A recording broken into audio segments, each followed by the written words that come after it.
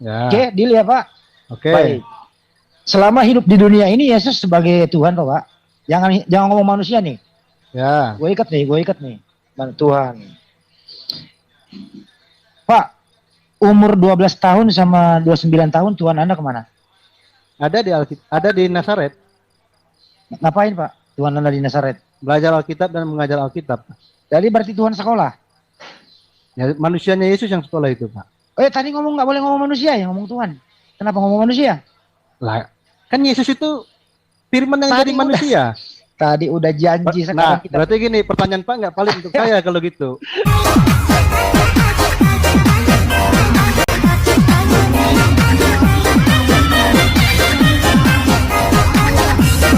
Boleh. Abang percaya tidak? Misalnya gini, suatu narasi teologi yang menabrak histori, maka dia bisa disebut sebagai fiksi. Menurut abang setuju tidak? Saya setuju. Oke, nice bang. Jadi seperti ini bang, ketika kita bicara penyalipan, ada 17 data lebih sumber primer yang mengatakan Yesus disalib. Nah, bagaimana logikanya abang percaya pada narasi teologis Quran yang mengatakan Yesus tidak disalib? Jadi ada teori namanya teori sumber primer, sumber sekunder, dan sumber asumsi. Nah, sumber primer jelas mereka yang ada di dekatnya. Ada dalam satu zaman. Mereka saksi mata. Nah, semua saksi mata itu menjadi rujukan bahwa memang Yesus disalib. Bahkan saksi-saksi non-Kristen pun mengaku Yesus disalib. Lalu bagaimana logikanya? Karena abang juga percaya bahwa narasi teologi yang menabrak histori itu fiksi, bagaimana abang bisa percaya dengan narasi Quran? Silakan Bang Zulkifli. Baik. Oke, terima kasih ya atas kesempatan yang diberikan kepada saya. Pertama, saya akan mengatakan begini, ketika Al-Quran menerangkan seperti yang ada di dalam surah An-Nisa ayat 157 ya. Wa ma qatalu wa ma salabu walakin syubbiha lahum. Jadi Al-Quran mengatakan penyaliban itu terjadi. Tetapi yang disalib itu bukan Nabi Isa alaihissalam, bukan Yesus Kristus. Nah, kalau saudara tadi mengatakan sepakat enggak Bang Suma? Saya sepakat. Bahwa ketika kemudian ada narasi yang dibangun, tapi tidak sesuai dengan kejadian yang sebenarnya, maka narasi itu fiktif. Kan gitu ya? Nah, lalu bagaimana mengurai Al-Quran ini?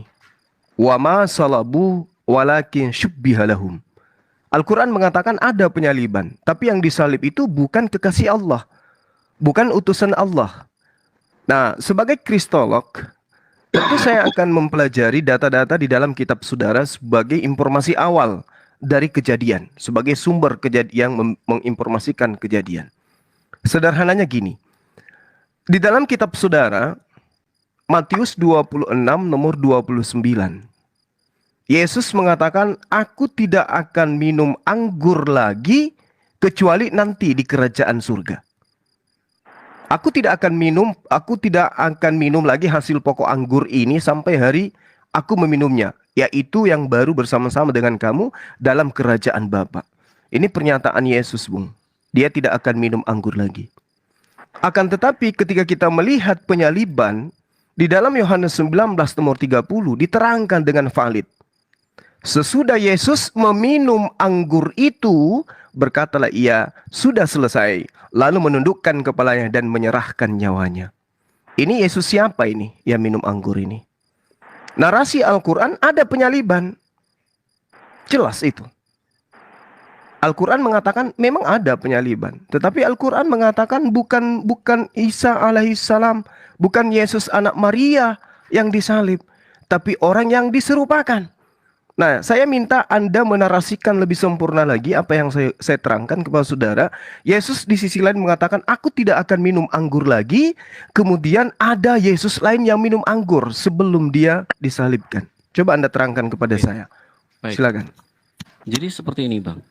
Apa yang dilakukan di atas kayu salib? Yesus tidak minum anggur, tetapi dia dijejalkan dengan anggur asam. Beda ya, kalau kita minum anggur.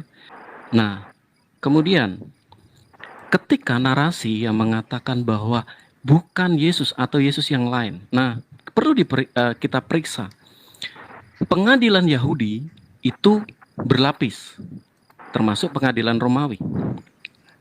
Ketika seseorang diserupakan, ya kan, dia udah dihajar lah sama orang Yahudi. Kalau itu Yudas, dia tidak akan mengatakan dirinya, saya Mesias. Aku ini Yudas loh. Kok kalian menganggap aku Mesias? Jadi narasi yang mengatakan bahwa seseorang yang diserupakan itu gugur. Kemudian ketika masuk pengadilan Romawi, di situ dikatakan apa? Dia mengaku sebagai raja. Tidak terima raja yang lain. Buru-buru dia bisa mengatakan, aku ini Yudas loh, atau aku Simon dari Kirene, yang mana aku ini bukan Mesias, aku tidak mengaku raja. Dilepaskanlah sama Timotius, Pontius Pilatus. Pasti akan dilepaskan. Nah, kemudian ketika disalibkan, udah dicerah, diderda, segala macam, dia mengalami itu, penderitaan itu, sesuai dengan nubuatan yang dia akan alami, sesuai dengan perkataan Yesus, aku akan disalib. Kemudian di tengah jalan ada perwira-perwira Romawi, prajurit yang menendang dia, yang memecut dia. Dia bilang, saya ini bukan Yesus, kalian salah. Dia gantian tendang, cedas. Aku ini nggak salah, aku nggak ngaku-ngaku Mesias. Nah, seperti itu Bang Zuma. Kemudian satu lagi, ketika Thomas bertemu dengan Yesus, dia tunjukkan, ini tangan dan kakiku.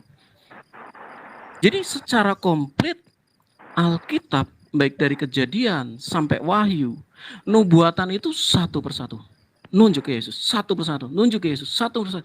Bahkan dari mulut Yesus sendiri, dia mengatakan, aku akan disalib. Nah, bagaimana Anda sudah percaya tadi mengimani bahwa narasi teologi yang menabrak histori itu fiksi? Nah, bagaimana Abang bisa percaya bahwa yang fiksi itu yang benar? Karena secara logika gini Bang, secara logika. Untuk saat ini pun bisa orang loh mengaku loh Bang, saya utusan Tuhan yang benar. Saya berasal dari Tuhan yang benar. Tapi dia nabrak sejarah. Dia berhak mengklaim, klaim itu berhak, siapapun berhak. Tetapi ketika dia menabrak sejarah, ya kita bisa bedakan lah. Nah, kita kasih contoh, Rangga Saksana. Saya kasih analogi. Rangga Saksana, dia mengatakan, saya adalah raja dari ini. Nah, kemudian di Purwokerto, itu juga muncul raja dari ini. Nah, besoknya tetangga-tangga nggak lihat. Muncul prasasti di situ, celing, muncul prasasti di situ. Bahkan orang-orang pun tahu dia membutuhkan autentikasi dari sejarah untuk menjamin keadaannya dia, untuk menjamin klaimnya dia. Orang paham harus ada kronologi sejarahnya. Mereka butuh prasasti. Lah ini beliau out of nowhere, dari mana beliau dapat tiba-tiba mengatakan sesuatu yang bertentangan dengan sejarah. Dan beliau bukan saksi mata. Nah, pertanyaanku, gimana Abang bisa percaya? Kita belum bicara masalah kritik historis yang lain loh. Kritik moral dan lain sebagainya. Ini masalah penyalipan saja. Monggo Bang Zuma, silakan. Oke, baik.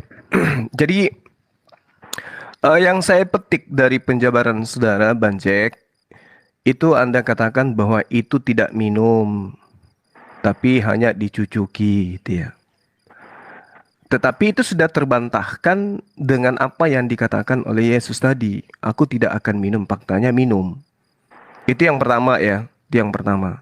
Artinya ada kontradiksi antara pernyataan Yesus ya dengan yang terjadi. Sekiranya Yesus benar yang disalib itu, maka dia akan melakukan segala upaya supaya dia tidak melangkahi apa yang dia sudah perjanjikan.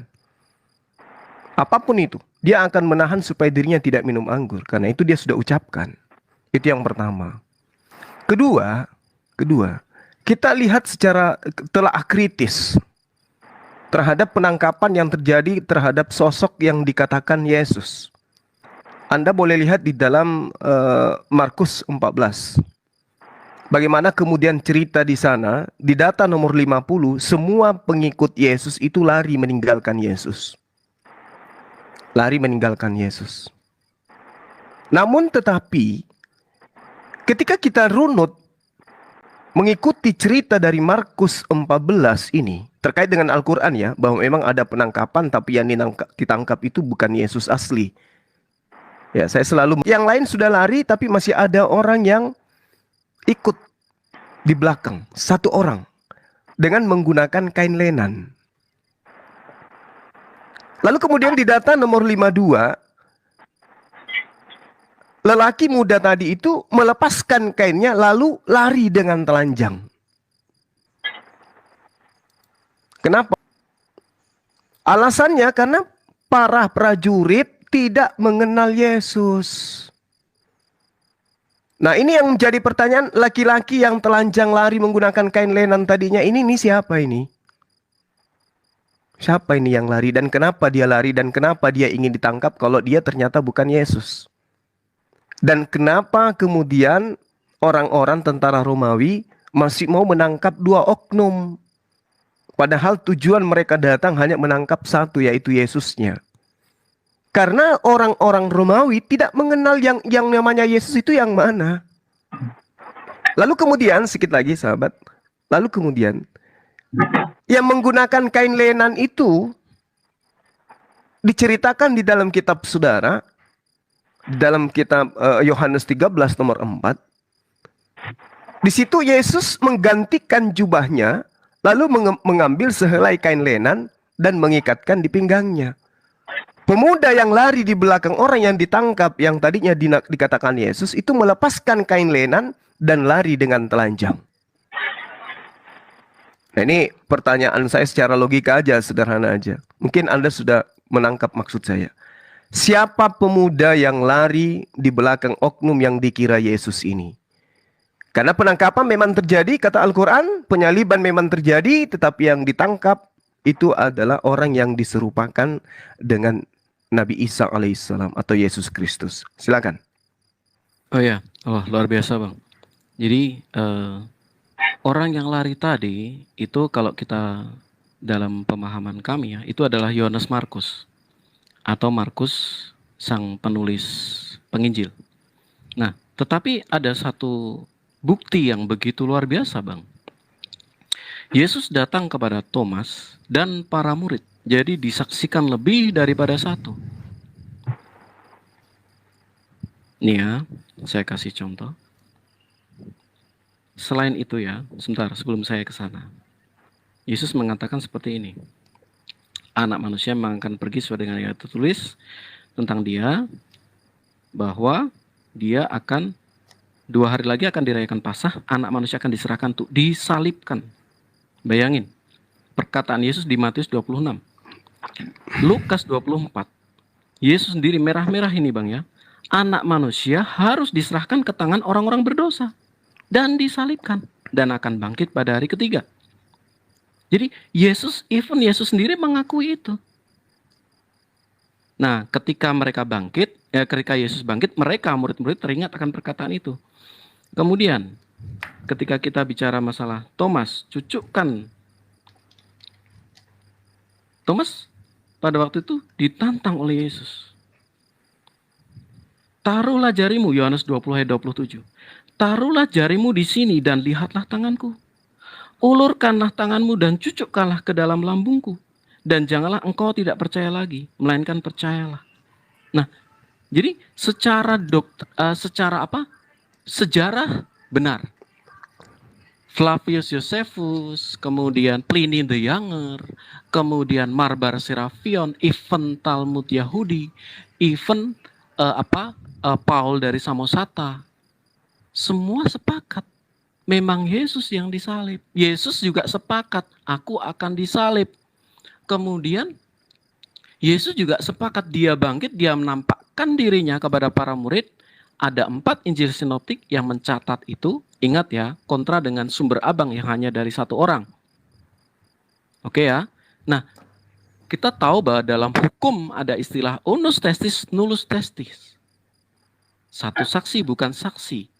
Nah, kalau mengatakan bahwa Tuhan adalah saksiku, wah itu setiap orang bisa mengatakan itu ya. Artinya apa?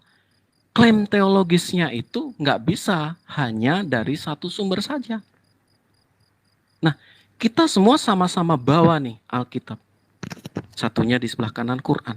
Di depan meja bedah. Kritik sejarah. Nah, terlihat bukti-bukti sudah mengatakan Yesus sampai mencucukkan tangan, berarti memang dia melakukan yang disalib.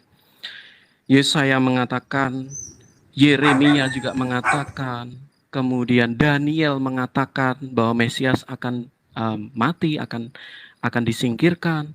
Zakaria mengatakan ia akan mandang pada mereka yang ia tikam. Kemudian Yeremia juga mengatakan, Yesaya apalagi Yesaya 53, bahwa hamba Allah itu, Sang Mesias itu akan menjadi korban penebus dosa. Kemudian Mazmur juga mengatakan, bahkan Musa dari awal korban-korban yang dilakukan, dia juga merujuk nubuatan mengenai kedatangan Sang Mesias, Bang. Nah, bahkan dari perjanjian lama sepakat Mesias akan dikorbankan. Di perjanjian baru Yesus mengutip, saya akan mati. Setelah kebangkitan Yesus mengatakan, ini loh, cucukkan tanganmu ke sini. Mereka adalah saksi mata, mereka adalah sumber primer. Nah, tapi ini terserah loh Bang, terserah. Kita tetap menghargai keimanan Bang Zuma. Kalau Abang memilih yang ahistoris, bukan saksi mata, bukan orang pada zaman itu, hanya berdasarkan sumber subjektif dari malaikat. Secara sejarah dibedah sudah salah, Bang. Karena pembedahan akan bertanya, ada saksi mata enggak? Enggak ada. Beliau adalah saksi mata bukan? Bukan. Injil saksi mata bukan? Iya, saksi mata. Beliau ada sumber lain yang mendukung tidak? Atau cuma dia saja? Ya, cuma dia saja. Sementara di Injil ada lebih dari 1 saksi mata. Ada 17 saksi sumber primer yang mengatakan iya memang penyaliban terjadi. Ya kurang lebih seperti itu, Bang. Oke, baik. Jadi kalau di dalam pemahaman kami sebagai umat Islam ya, betul apa yang saudara kenakan bahwa sumber itu hanya berasal daripada Allah yang kemudian disampaikan kepada baginda Rasulullah Muhammad SAW.